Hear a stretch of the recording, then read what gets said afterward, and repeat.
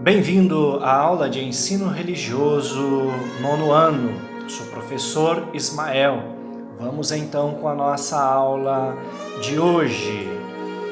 Continuando a nossa reflexão, ainda falando sobre o tema que nós estamos estudando, que é o tema viver e morrer. Antes de darmos sequência, vamos fazer uma pequena recordação. Recordando então de alguns pontos. Lembra da pergunta que respondemos em sala de aula? Quando começa a morte? Nós estabelecemos como resposta que a morte começa junto com a vida. Bem, mas aí surgiu uma segunda pergunta: quando é que começa a vida? Estabelecemos como um ponto comum que a vida começa na fecundação. Quando o óvulo, gameta feminino, é fecundado pelo espermatozoide, gameta masculino, então dá-se início ao que nós chamamos de vida. E o resultado da fecundação do óvulo pelo espermatozoide traz-nos a realidade que chamamos de zigoto. Vocês se lembram? Então nós temos uma sequência que nós usamos para a nossa reflexão. O zigoto, ele é então o resultado de um óvulo fecundado, certo? E depois do zigoto, nós temos o embrião, em sequência o feto. E em sequência nós temos então o bebê, aí vem a criança, vem o momento do parto, aí vem a adolescência, vem a juventude, vem a fase adulta e daí até a velhice, chegando então naquilo que nós chamamos de morte física. Mas entendam que o morrer é um processo que começa lá no zigoto. Vejamos. Se o zigoto não morrer, ele será sempre um zigoto, portanto, não haverá uma evolução da vida.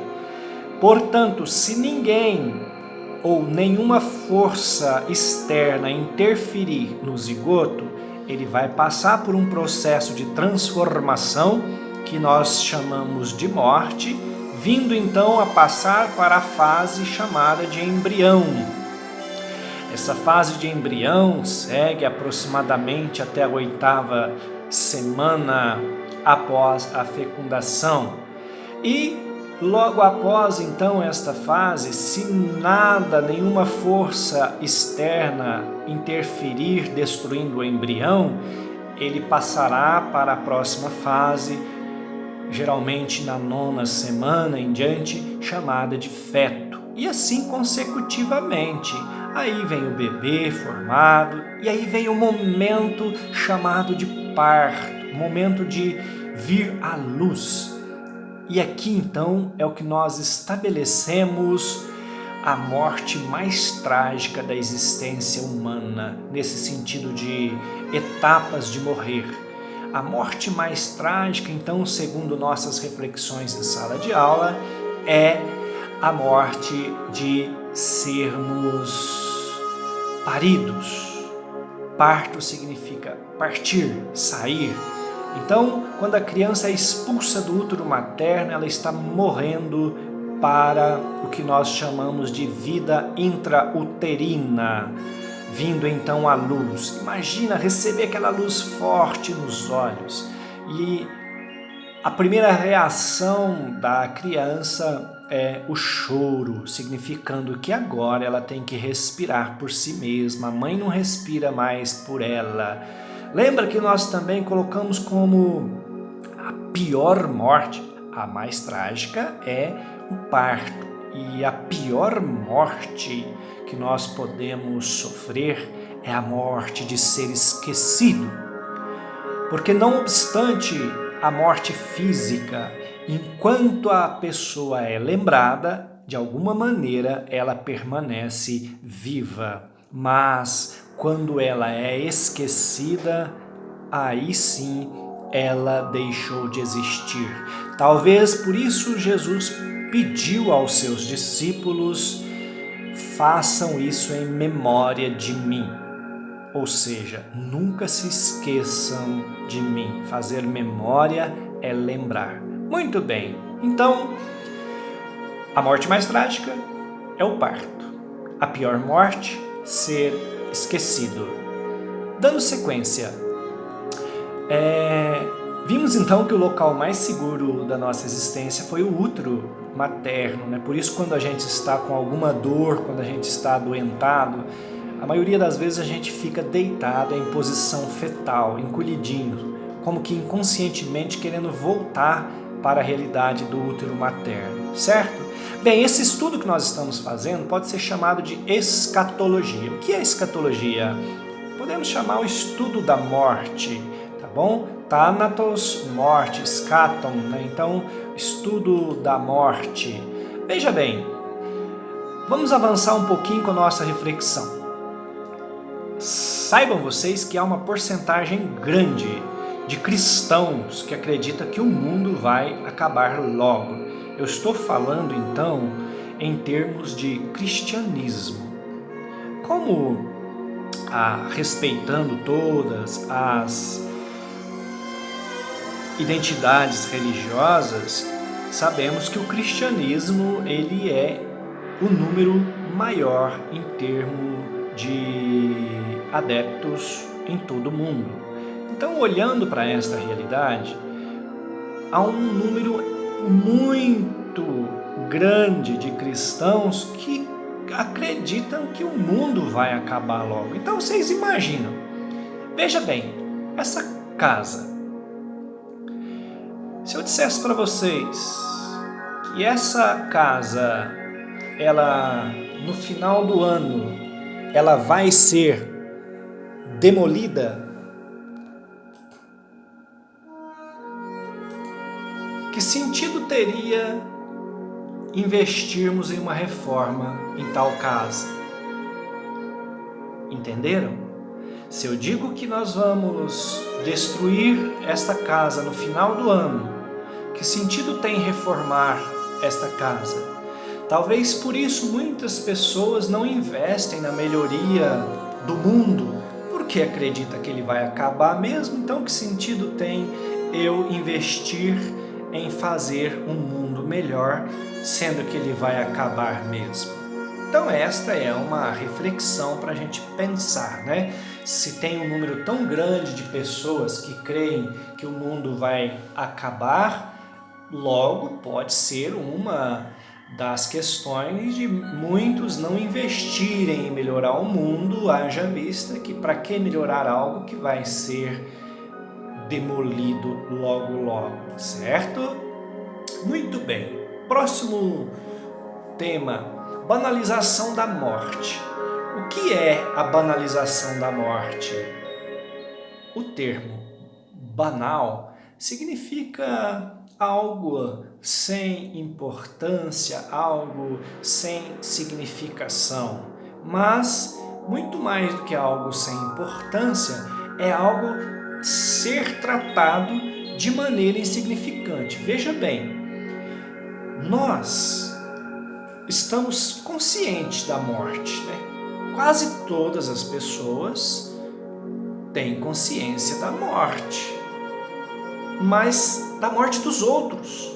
Por quê? Porque nós sempre saberemos que o outro está morrendo, mas nós ainda não sabemos como é a nossa morte.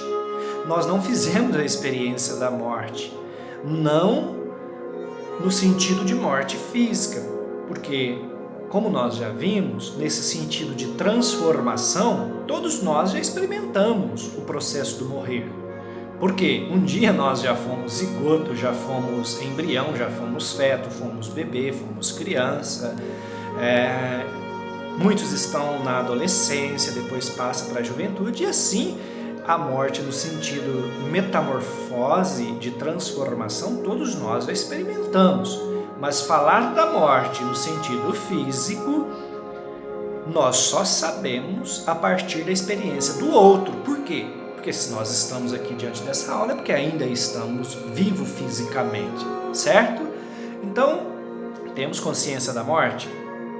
Temos sim, mas em termos de morte física, só temos consciência da morte do outro. Sempre é o outro que está morrendo. Nós ainda não morremos. Nós assistimos muito os noticiários na TV e sempre está falando de morte de pessoas. Todos os dias falam de pessoas morrendo, né? Isso vai criando uma mentalidade de que a morte não tem nada a ver comigo. Quem morre é o outro, eu não estou morrendo. Então é o outro que está morrendo, certo? Muito bem.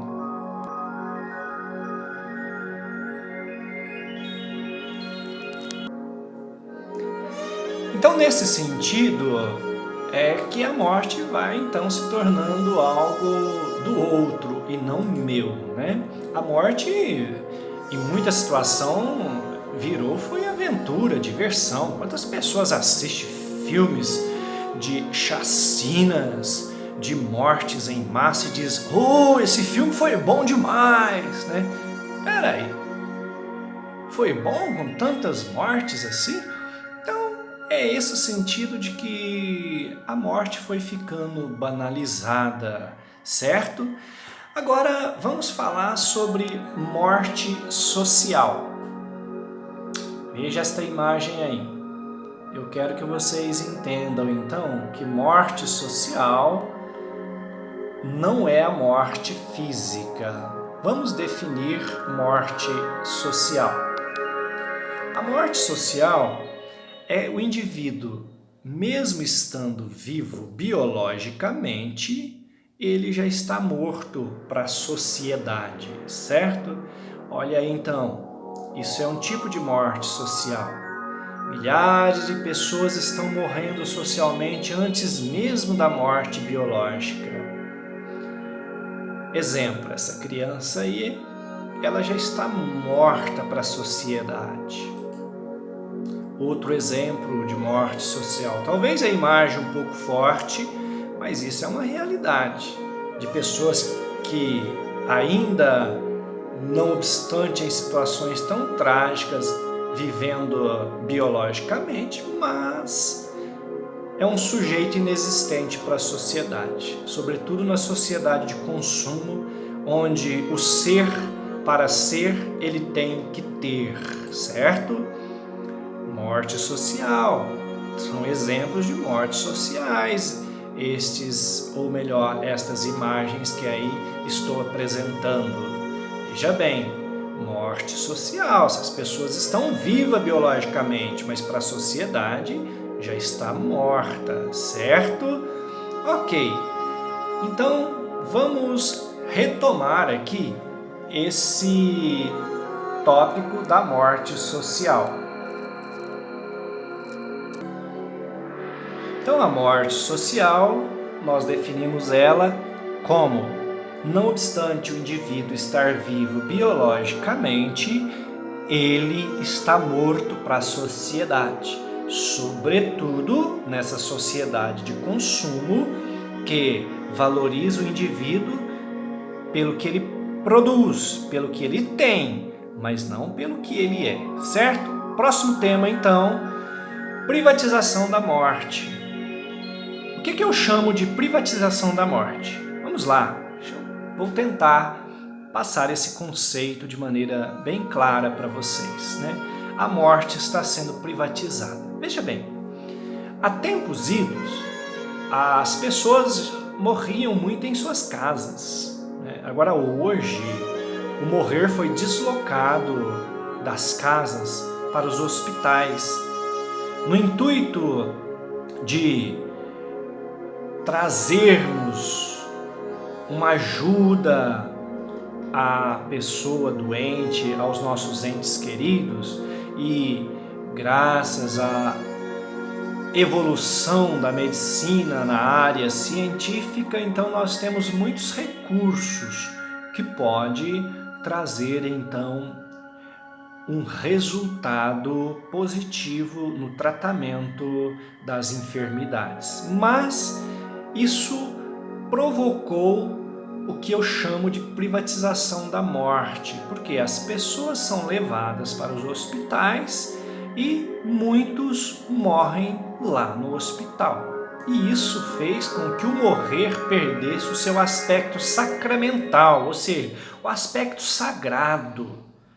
Porque ao invés da pessoa morrer envolvida pelo calor humano dos familiares, geralmente a pessoa morre sozinha muitas vezes, apenas cercada por aparelhos, por fios, lá num leito de UTI, de unidade de tratamento intensivo.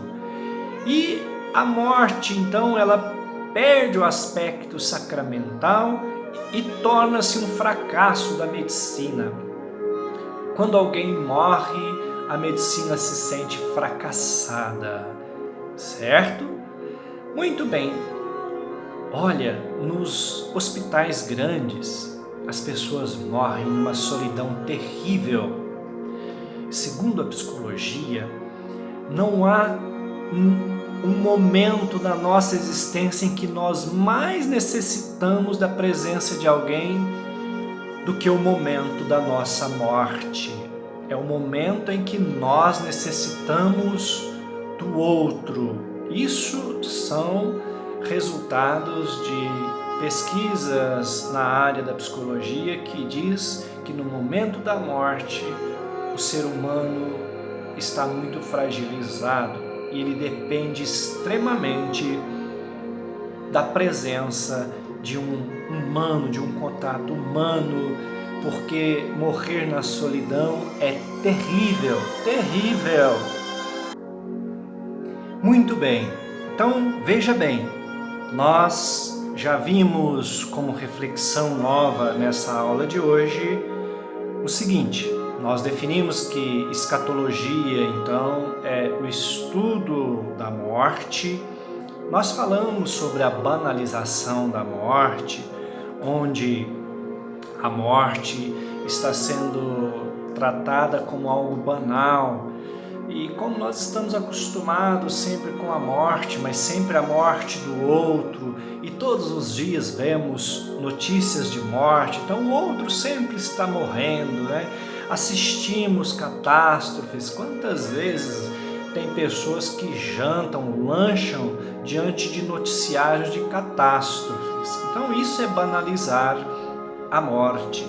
Nós vimos também o conceito de morte social, que são pessoas que mesmo ainda vivendo biologicamente já estão mortas para a sociedade.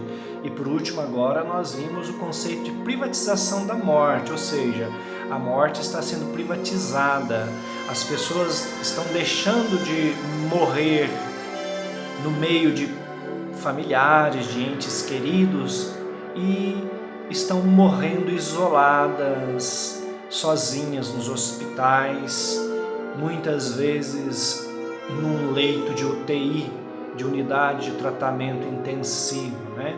E vimos aí então que um dos momentos em que mais necessitamos da presença do outro é o momento da morte. Vamos ver só mais um item nesta aula de hoje. Qual que é o item? É um item chamado de medo da morte. Muitas pessoas têm pavor, nem gostam de falar desse assunto e têm muito medo da morte. Mas vamos entender o medo da morte, né? Como é a morte? Como se eu pedisse para você, desenhe a morte aí. Eu esperaria então um tempo para você desenhar a morte.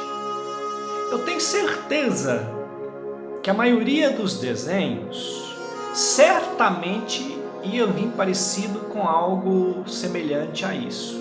Assim, ou talvez a figura mais representativa da morte, que é a figura trazendo uma foice na mão, né? Talvez parecido com essa, mas veja bem, muitas são as figuras fantasiosas que se criaram para personalizar a morte. mas a morte não é nada disso. Essas figuras fantasiosas, horripilantes, foram criadas na Idade Média, certo? Mas a morte não é nada disso. Agora veja bem, o que traz para muitas pessoas o medo da morte? Muitas vezes o medo da morte está relacionado com estas figuras aí, chamadas de demônio, diabo, Satanás. Porque muitas pessoas acreditam que ao morrer elas podem se encontrar com esse ser chamado Satanás, demônio, diabo, que essas realidades são realidades que vêm das crenças mesopotâmicas, desde lá do século V, certo? Mas é interessante que se nós olharmos antes do século V, não se usava o termo demônio, né? Então é algo que foi surgido na história a partir do século V, certo? Então esse termo é algo que vem da Mesopotâmia e surge depois do século V, certinho? Assim como foi criada a imagem da morte, também na Idade Média muitas foram as imagens, né, criadas para representar esse ser satânico, certo? Aí uma imagem, né, que representa outra imagem, tanto quanto assustadora, representando esse ser, certo? Filmes de terror trazendo a imagem do demônio, do Satã, sempre aí com um rabo, chifre, certo? Muito bem, então o medo ele está estabelecido em relação também a essas figuras, certo? Muito bem, então. Uma das realidades, então, que proporciona o medo é essa. As pessoas têm medo de que na morte possam se encontrar com um desses seres terríveis.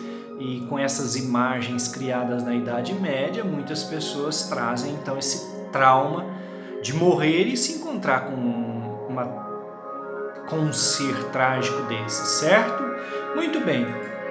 Agora veja bem, ter medo da morte é normal. E mesmo sendo normal, eu posso dizer também que ter medo da morte é necessário. Por quê? Porque isso traz a questão da preservação da vida. Uma pessoa que tem medo da morte, ela não vai fazer loucuras que ameacem a sua própria vida, certo? Até um exemplo aqui bem banal, mas veja bem, a pessoa que tem medo da morte, ela não vai fazer a loucura do tipo enforcar-se. Por quê? Porque isso vai trazer a morte. Se ela tem medo da morte, então ela não vai cometer essa loucura. Muito bem, então a nossa aula nós vamos parar por aqui.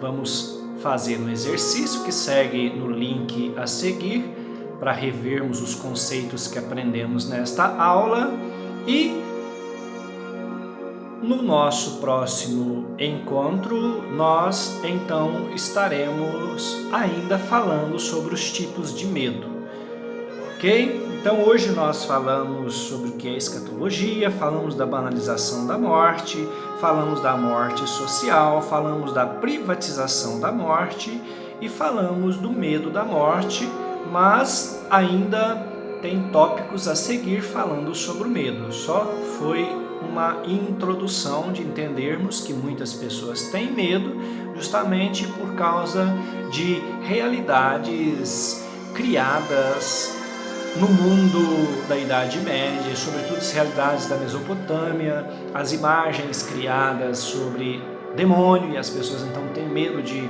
ao morrer, se encontrar com esses seres terríveis. Muito bem, vamos então agora para os exercícios no tópico a seguir.